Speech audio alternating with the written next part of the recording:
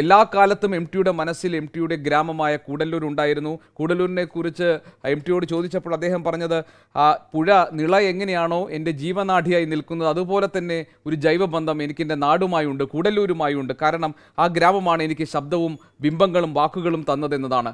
അതുകൊണ്ട് തന്നെ നമ്മുടെ ഏറ്റവും അടുത്ത് നമ്മൾ പരിചയപ്പെട്ടിട്ടുള്ള എം ടിയുടെ കഥാപാത്രങ്ങളൊക്കെ തന്നെ അത് കടപ്പെട്ടിരിക്കുന്നത് കൂടല്ലൂരിലെ സാധാരണ ഗ്രാമനിവാസികളോടാണ്. ഇപ്പോൾ വേലായുധേട്ടനായാലും ഗോവിന്ദൻ കുട്ടിയായാലും പകടകളിക്കാരൻ കോന്തുണ്ണി അമ്മാമനായാലും കാതുമുറിച്ച മീനാക്ഷി അടത്തിയായാലും ഇവരൊക്കെ തന്നെ എം ടി ഈ കഥാപാത്രങ്ങളൊക്കെ വരുന്നത് കൂടല്ലൂരിലെ സാധാരണക്കാരായിട്ടുള്ള അവരുടെ ജീവിതത്തിൽ നിന്നാണ്.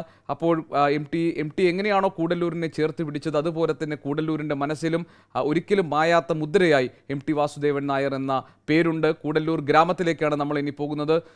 ഞങ്ങളുടെ പ്രതിനിധി സൂരജ് സജി നമ്മളോടൊപ്പം ചേരുന്നുണ്ട് കൂടല്ലൂരിൽ നിന്ന്. സൂരജ്, എം ടിയുടെ മനസ്സിൽ എല്ലാ കാലത്തും സചേതനമായി നിന്നതാണ് കൂടല്ലൂർ എന്ന ഗ്രാമം. കാരണം എം ടിയുടെ എഴുത്ത് മുഴുവൻ കടപ്പെട്ടിരിക്കുന്നത് ആ ഗ്രാമത്തോടും ഗ്രാമീണ ജീവിതത്തോടും ഗ്രാമീണ നിവാസികളോടുമാണ്.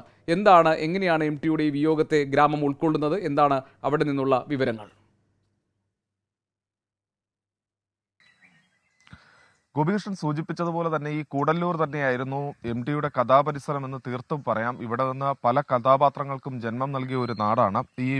പലപ്പോഴും അദ്ദേഹത്തിന്റെ അഭിമുഖത്തിൽ അടക്കം അദ്ദേഹം സൂചിപ്പിച്ച ഒരു കാര്യമുണ്ട്, അദ്ദേഹത്തിന്റെ ബന്ധുക്കളും അടക്കം സൂചിപ്പിച്ച കാര്യമുണ്ട്. ഈ കൂടല്ലൂർ എന്നത് പലരും ഗൂഡല്ലൂർ എന്ന് കേൾക്കാറുണ്ട്. പക്ഷേ അതിനപ്പുറത്തേക്ക് എം ടിയുടെ കൂടല്ലൂർ എന്ന് പറഞ്ഞാണ് ഈ നാടിനെ തന്നെ അടയാളപ്പെടുത്തിയത് എന്നുള്ളതാണ് പറയുന്നത്. ഇവിടെ നിന്ന് പല കഥാപാത്രങ്ങൾക്കും ജന്മം നൽകിയിട്ടുണ്ട്. ഇനിയും ഒട്ടേറെ കഥകൾക്ക് പിറവി നൽകാൻ കഴിയും എന്നാണ് എം ഡി ഒരു തവണ നമുക്ക് തന്ന അഭിമുഖത്തിൽ പോലും പറഞ്ഞിരുന്നത്. അങ്ങനെ നിരവധി കഥാപാത്രങ്ങൾക്ക്, അത് ഈ വേലായുധേട്ടനാണെങ്കിൽ പോലും അങ്ങനെ തുടങ്ങി നിരവധി കഥാപാത്രങ്ങൾക്ക് ജന്മം നൽകിയ സ്ഥലമാണ്. ഈ നാട്ടുകാരെ സംബന്ധിച്ച് നാട്ടുകാരിലേക്ക് പോയാൽ അവരെ സംബന്ധിച്ച് അവർ പറയുന്നത് പലപ്പോഴും ഈ അസുഖത്തെ തുടർന്ന് എം ഡി ആശുപത്രിയിലായിട്ടുണ്ട്. ചെറിയ ചെറിയ അസുഖങ്ങളൊക്കെ ആയിട്ട് നേരത്തെയും ആശുപത്രിയിലായിട്ടുണ്ട്. അതുകൊണ്ട് തന്നെ ഒരു മടങ്ങിവരവ് പ്രതീക്ഷിച്ചിരുന്നു എന്നുള്ളതാണ് അവർ പറയുന്നത്. അവസാന നിമിഷം പോലും, അതായത് കഴിഞ്ഞ ദിവസമെല്ലാം തന്നെ ഈ മരുന്നുകളോട് പ്രതികരിക്കുന്നു എന്നൊക്കെ പറയുന്ന സമയത്ത് ഏറെ പ്രതീക്ഷ ഉണ്ടായിരുന്നു എന്നുള്ളതാണ് ഈ പ്രദേശവാസികളടക്കം പറയുന്നത്. ഇപ്പോൾ നമ്മളോടൊപ്പം തന്നെ എം ഡിയുടെ ഒരു ബന്ധു കൂടി ചേരുകയാണ്. ഒരു മടങ്ങിവരവ് പ്രതീക്ഷിച്ചിരുന്നു നമ്മൾ?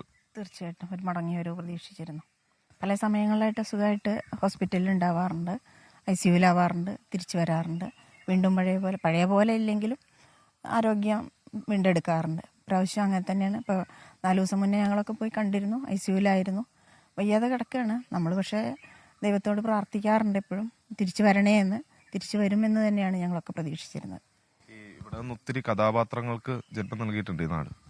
ഒത്തിരി കഥാപാത്രങ്ങൾക്ക്, ഇന്നത്തെ തലമുറയല്ല, എം ടിയുടെ പഴയ കാലഘട്ടത്തിലുള്ള ജീവിച്ചിരിക്കുന്ന വ്യക്തികൾ തന്നെയാണ് അദ്ദേഹത്തിൻ്റെ കഥാപാത്രങ്ങളായിട്ട് വന്നിട്ടുള്ളത് എന്നാണ് പറയുന്നത്. മുഴുവനായിട്ടും എനിക്ക് അവരെയൊന്നും പരിചയമില്ല കഥാപാത്രങ്ങളെ. പക്ഷെ നമ്മുടെ അമ്മയൊക്കെ പറഞ്ഞത് അതൊക്കെ ജീവിച്ചിരുന്ന ഇവിടുത്തെ വ്യക്തികൾ തന്നെയായിരുന്നു എന്നാണ്. എം ഡി ഈ തറവാട്ടിലേക്ക് എപ്പോഴാണ് അവസാനമായിട്ട് വന്നു? എം ടി തറവാട്ടിൽ വന്നിട്ട് കുറച്ച് സമയമായിട്ടുണ്ടാവും. ഇവിടെ കൂടല്ലൂർ വന്നത്, ഇവിടെ കൂടല്ലൂർ സ്കൂളിൽ വെച്ച് കഴിഞ്ഞതിന് മുന്നത്തെ ഡിസംബറിലാണ് തോന്നുന്നു, 2022 ഡിസംബറിലൊക്കെയാണ് ഇവിടെ ഒരു സ്വീകരണം നൽകിയിരുന്നു കൂടല്ലൂർ. അപ്പോൾ അന്നാണ് ഇവിടെ ഒക്കെ വന്നത്. പരദേവതാ ക്ഷേത്രത്തിൽ വരികയും ദർശനം നടത്തുകയൊക്കെ ചെയ്യാറുണ്ട്. സ്ഥിരമായിട്ട് വരും, ദർശനം നടത്തും. മറ്റേത് അമ്പലത്തിൽ പോകാറുണ്ടോ എന്ന് എനിക്കറിയില്ല. കൊടിക്കുന്നത്ത് വരും, ദർശനം നടത്തും സ്ഥിരമായിട്ട്. അദ്ദേഹത്തിന്റെ പുസ്തകത്തിൽ പോലും ഉണ്ടല്ലോ, അദ്ദേഹം പറഞ്ഞിട്ടും ഉണ്ടല്ലോ.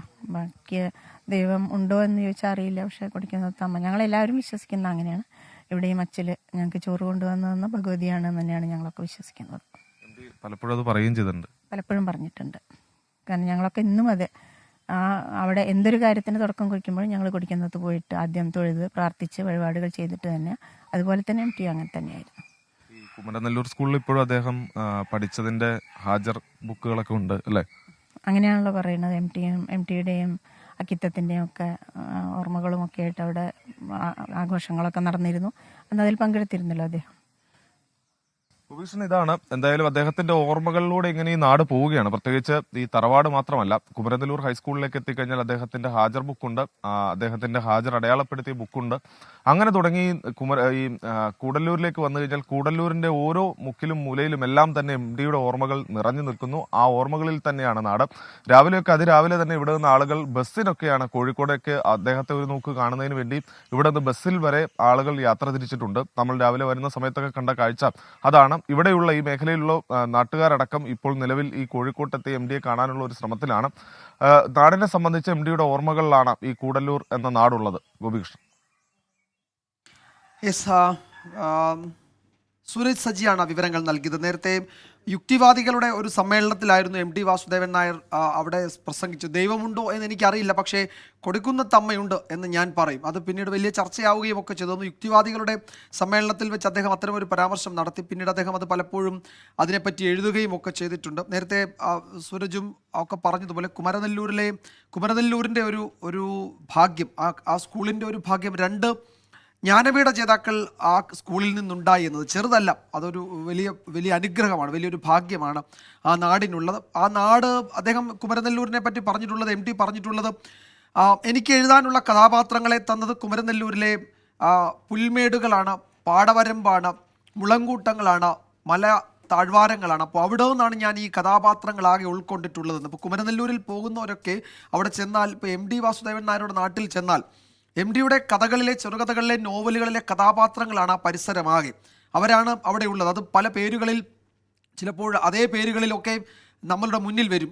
അവർ അഭിമാനത്തോടെ, അവരെ സംബന്ധിച്ചൊരു നായകനാണ്, ഒരു ഹീറോയാണ് MD വാസുദേവൻ നായർ. അവരെ സംബന്ധിച്ച്, ആ നാട്ടുകാരെ സംബന്ധിച്ച് എക്കാലവും അദ്ദേഹം അങ്ങനെ തന്നെയായിരുന്നു. അപ്പോൾ അത്തരമൊരു കഥാപരിസരം, അദ്ദേഹത്തിന് കഥകളുടെ എഴുതാനുള്ള മുഴുവൻ ഊർജ്ജവും കഥാപാത്രങ്ങളൊക്കെ അദ്ദേഹത്തിൻ്റെ കൺമുന്നിലൂടെ കടന്നു പോയിട്ടുള്ളവരാണ്.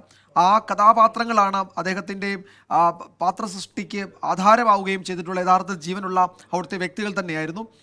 ജീവിതാനുഭവങ്ങൾ ഒരു എഴുത്തുകാരനെ എത്രത്തോളം സ്വാധീനിക്കുന്നു എന്നതിൻ്റെ ഏറ്റവും നല്ല ഉദാഹരണമാണ് MD വാസുദേവൻ നായരും അദ്ദേഹത്തിൻ്റെ ഗ്രാമജീവിതവും തമ്മിലുള്ള ബന്ധം. അദ്ദേഹം അവസരം കിട്ടുമ്പോഴൊക്കെ അവിടേക്ക് പോകുമെന്ന് പിന്നീട് അദ്ദേഹം തന്നെ പറഞ്ഞിട്ടുണ്ട്.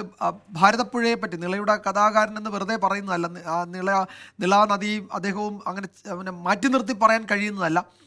അങ്ങനെ ഒരു നാട്, ഒരു എഴുത്തുകാരന് കഥകൾ സമ്മാനിച്ച, കഥാപാത്രങ്ങൾ സമ്മാനിച്ച, അനുഭവങ്ങൾ സമ്മാനിച്ച ഒരു ആത്മബന്ധത്തിനുണ്ട്. ദൃഢമായ ആത്മബന്ധമാണ് ആ കൂടല്ലൂരും MD വാസുദേവൻ നായരും തമ്മിലുള്ളത്. അതാണ് ആ തറവാട്ടുമുറ്റത്ത് നിന്ന് നമുക്ക് പങ്കുവയ്ക്കാൻ കഴിയുന്നതും അതുതന്നെയാണ്.